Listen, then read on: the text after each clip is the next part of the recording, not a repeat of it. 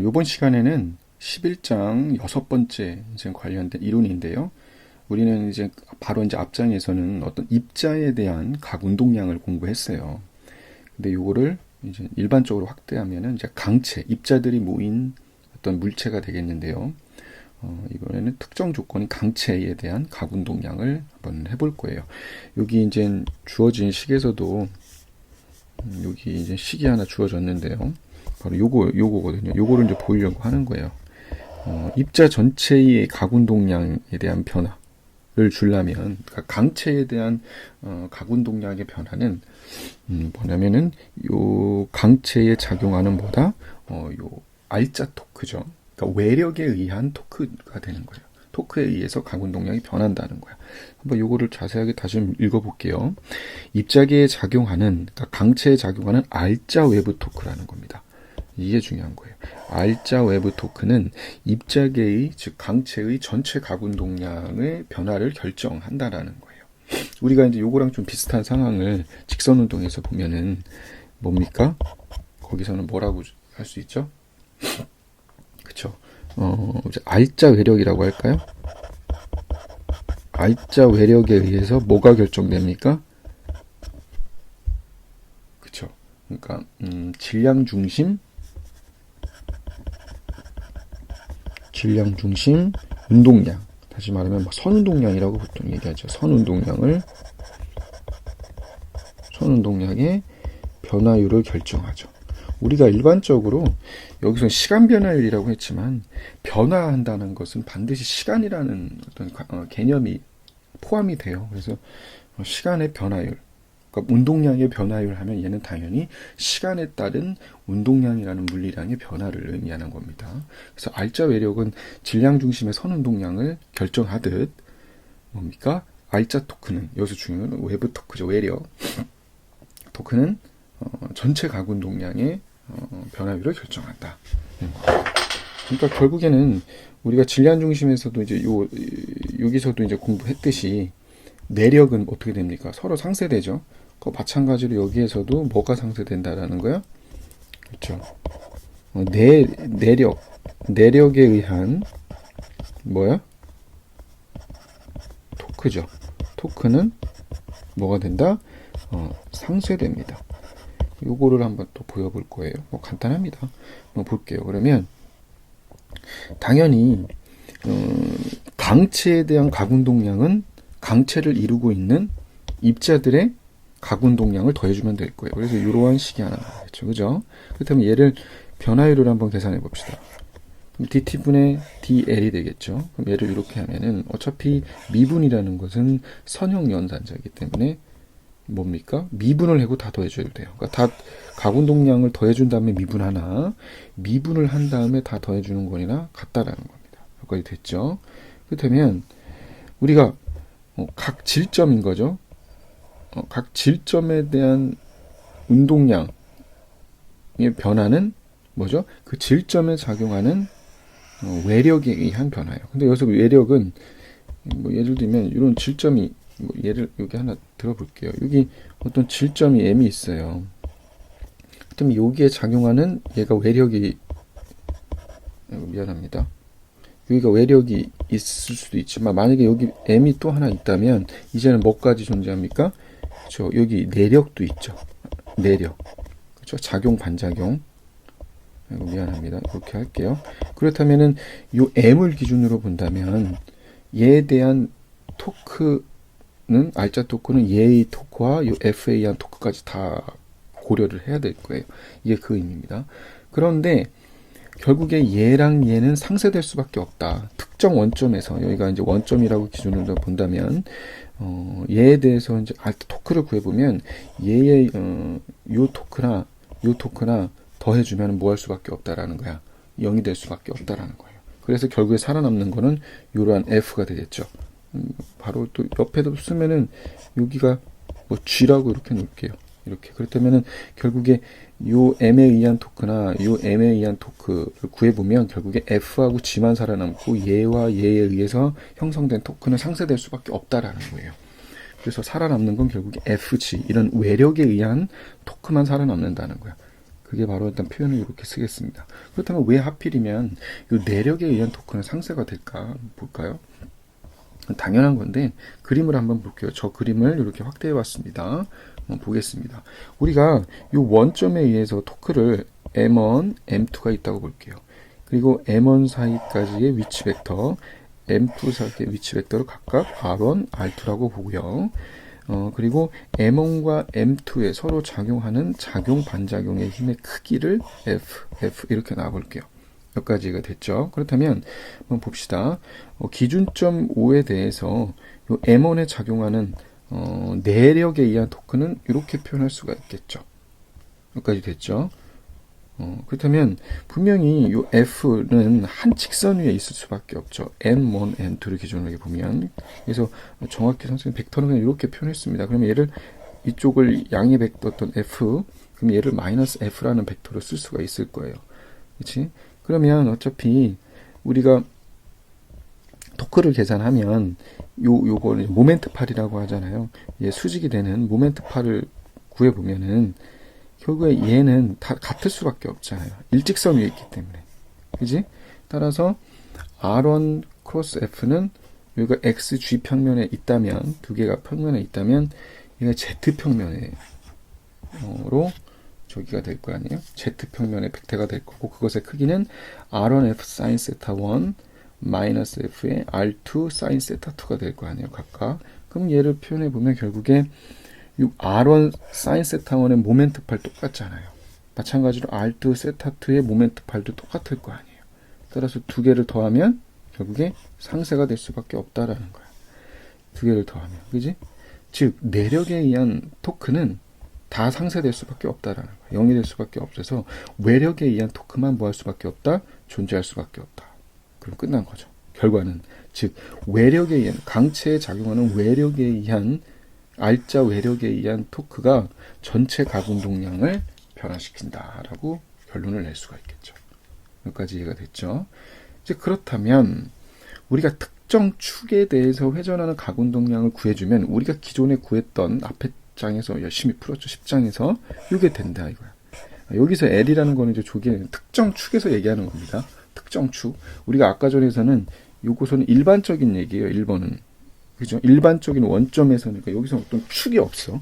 이제 그냥 여기에서 또 회전량을 구하는 건데 회전에 의한 토크를 근데 이제는 우리가 기존에 알고 있는 어떤 예를 들면 특정 축에서 회전한다면 요 i가 의미하는 건 뭐야? 그렇죠? 이걸 다시 써보면 요 i가 의미하는 거는 특정 축에 대한 회전 관성을 의미하는 거고 그죠? 그래서 오메가는 특정 축에 대한 그 강체의 각속도를 의미하는 겁니다. 그죠? 그러면은 한번 이렇게 나오는지 한번 구해보도록 해볼 거예요. 뭐 이게 그림이 있는데 그림을 보게 되면 요 강체 물체가 Z축을 회전한다고 본다면 얘가 Z축에 대한 요 강체의 회전 관성을 구할 수가 있을 거고 그것에 대한 또 각속도가 오메가로 돈다면 I 오메가가 정말 나오냐 뭐 그거를 해보겠습니다. 그래서 선생님은 일단 구별을 하기 위해서 당연히 뭐겠어 각 질량 요소죠. 각 질량 요소 우리가 만약 여기가 원점을 5라고 볼게요. 그 5에 대해서 우리가 회전 관성을 우리가 어떻게 구합니까?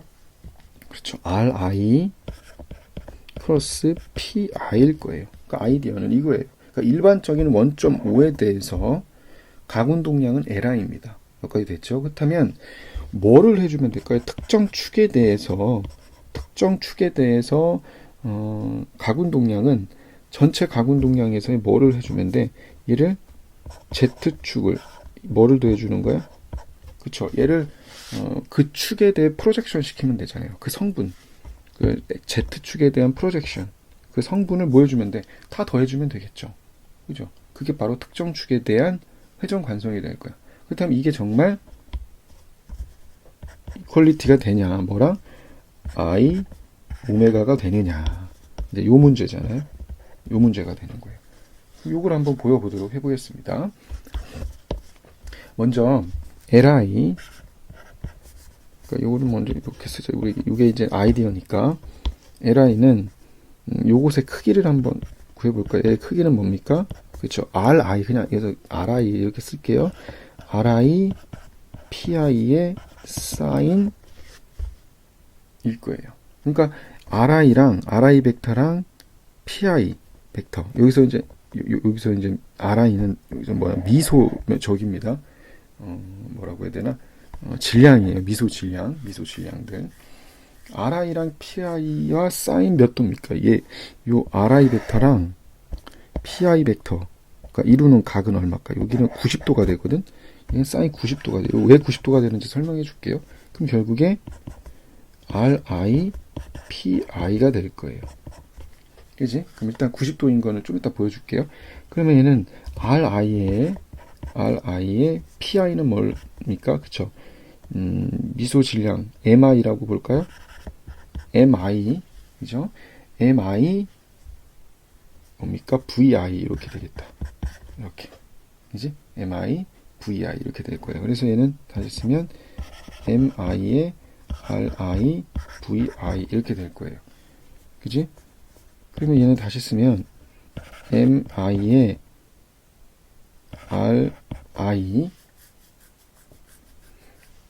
그리고 VI는 여기서 VI는 요거죠. 요 수직인 거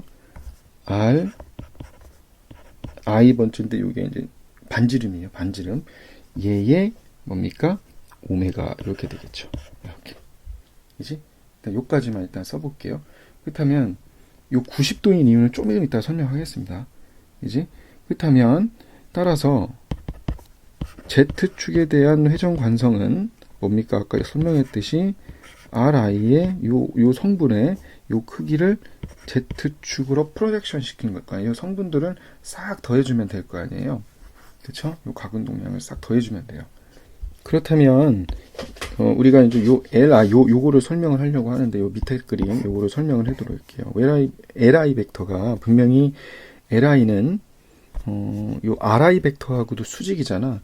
그러면은 얘가 분명히 LI가 요 RI 벡터예요. 여기 LI라고 볼게요. LI는 요 RI 벡터랑 뭐예요? 수직이잖아요. 수직이란 말이야. 얘랑 90도예요. 그렇다면 뭐도 또 90도일까? 그렇죠? 요 벡터죠. Z축과 여기도 90도잖아. 그지? 그러니까 요 공통인 각을 빼주니까 요 각이 세타가 될 수밖에 없겠죠. 그래서 요 그림이 뭐냐면 얘가 되는 거야. 요 그림. 그래서 얘가 LI 벡터가 되겠죠. 여기 LI 벡터가 되고 요 세타가 되는 거야. 여기까지 됐죠? 여기까지 됐습니까? 그렇다면 LIG는 얘는 다시 쓰면 시그마에 요걸 다시 쓸게요. 요걸 다시 쓰는 게 낫겠다. RI의 PI의 뭡니까? 사인 그러니까 RI 크기에 이렇게 다시 쓰겠다. 얘 크기만 보는 거지. LI의 크기에 사인 그쵸? 사인 세타가 되겠죠. 사인 세타 이렇게 되겠다. 그치? 그렇다면 얘는 다시 쓰면 LI의 크기는 여기 이렇게 주어졌잖아. 요걸 대입해 줘 볼게요. 그러면 시그마의 얘는 뭡니까? MI 그쵸? 그리고 R 수직 요 수직 벡터 오메가의 RI 사인 세타 이렇게 묶을 수 있겠다. 그지? 근데 RI 크기의 사인 세타는 뭐였어? 했으면 다시 시그마의 MI의 R 요거의 제곱이 되겠다. 그지? 왜냐면 요게 뭐가 됩니까? 요게 요거잖아요. 그죠? 요거랑 같잖아. 그래서 오메가가 이렇게 되겠죠. 근데 어차피 오메가는 상수이기 때문에 밖으로 빠져나올 수 있고 그래서 시그마의 MI의 RI 수직이죠. 이렇게 표현할 수 있겠네요. 근데 얘가 우리가 구했던 이게 뭐가 의미하는 거야? 그쵸? 특정 축, 여기선 Z축에 대한 회전 관성이잖아요. 따라서 I, 오메가 이렇게 된다는 거죠. 그지? 여기까지가 됐죠? 이제 그렇다면 뭐를 아까 보였어야 돼? 얘가 왜 하필이면 90도가 되느냐? 이 문제가 되는데 이거를 한번 지워볼까요? 왜 하필이면 요 빨간색이죠. 왜 90도가 되느냐예요. 그럼 얘는 다시 쓰면 요 그림을 한번 그리고 얘도 90도거든요. 얘랑 요 접선이 이루는 미안합니다. 요 그림이 좀 애매한데 마찬가지로 여기서에도 요 접선이 이루는 요 벡터가 있다면 얘랑 요 원점에서 얘는 뭐일 수밖에 없다? 90도일 수밖에 없어요. 이게 왜 그런지 한번 보여볼게요. 요 그림을 잘 생각해 보세요. 이거 무슨 그림이야? 원뿔이잖아. 여기까지 됐나요? 그러니까 원뿔을 한번 그려볼게요. 원뿔을 한번 이렇게 그려볼까요? 그래서 이렇게 원뿔이에요. 그러니까 결국에 모선이랑 접선 벡터는 밑면의 접선 벡터는 수직일 수밖에 없다라는 문제예요. 그지? 그러면 우리 서로 요 점에서 요 점입니다. 그러니까 요 점을 이렇게 이동시킬 거예요. 이렇게 이동시킬 거야. 그러면 분명히 항상 모선의 길이는 같아요. 여기까지 됐죠? 그러면 얘를 이렇게 이동시켜 볼게요. 이렇게 이동시켜 볼게요. 그러면 어떻게 됩니까? 이렇게 오겠죠. 다시 그러면 이렇게 오겠죠. 아 정말 미안해요. 이렇게 되겠죠. 그치? 그러면 얘도 또 같겠죠. 이렇게 같을 거예요. 그 다음에 여기가 요 두 점 사이에 이제 벡터라고 볼게요. 그럼 이렇게 되겠죠. 그죠? 이렇게 될 거예요. 여기까지 됐죠. 그러면은 일단은 요 각을 알파, 요 각을 방일 알파일 거예요. 요 각이 베타라고 보겠습니다. 그러면 우리가 이렇게 한없이 가까이 가면 베타는 그러니까 0으로 한없이 가까이 가면 알파는 뭐가 될까요? 그쪽 90도로 가까이 가겠죠. 그지? 그리고 요 벡터를 뭐 A 벡터라고 놓을까요? A 벡터라고 놓는다면 그렇다면 그때 A 벡터는 요 점 P라고 놓으면 A 벡터는 점 P에서의 뭐가 돼? 접선 벡터가 되잖아. 그죠? 이게 이제 요게 이제 접선이잖아요. 요 순간에는 요 접선 벡터가 될 거예요. 요 접선 벡터. 그렇다면 요 접선 벡터는 뭐야? 알파, 요 모선과 90도를 이룰 수밖에 없겠죠. 여기까지가 됐죠. 그래서 요거 때문에 요게 사인 90도가 되는 거예요. 여기까지가 됐습니까? 네, 고생했습니다. 그러면은 이상으로 설명 마치도록 하겠습니다.